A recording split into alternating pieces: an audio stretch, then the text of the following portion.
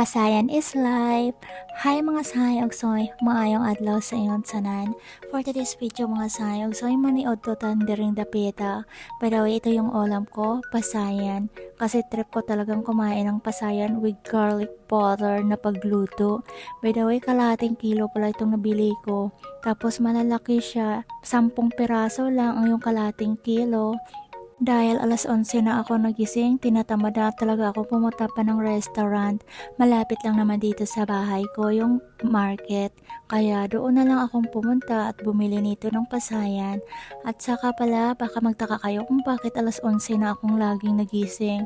Ganon talaga kapag sabik at uhaw sa pera. Kayod para sa ekonomiya at natutulog ng 4 a.m. Charet! Dahil Sunday ngayon, wala na akong appointment, parang break time ko ngayon.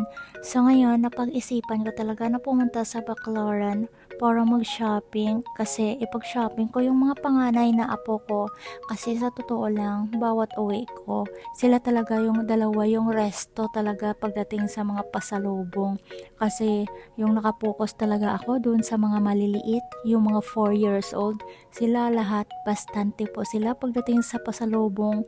Pero ito yung mga panganay na babae at lalaki, yung 13 years old at 11 years old, sila talaga yung laging na resto.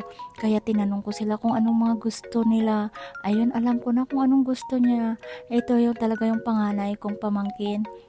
Este apo pala. Ang gusto niya talaga, mahilig talaga siya sa mga t-shirt, mga baggy pants, kung gaano naman kahilig na makapasiksi yung mami. Kabaliktaran naman pagdating sa mga apo ko, kaya napag-isipan ko na i-shopping silang dalawa. And then, kinunta ko pala si Kumaring Konseng, hinayopak naman ito, napakalayo-layo pala nila at syempre, limited lang talaga yung oras ng inday nyo. So ngayon, ako na lang talagang mag-isang mag-shopping. Wala talaga akong bodyguard kasi wala na dito si Dodong. Bumalik na siya ng LA.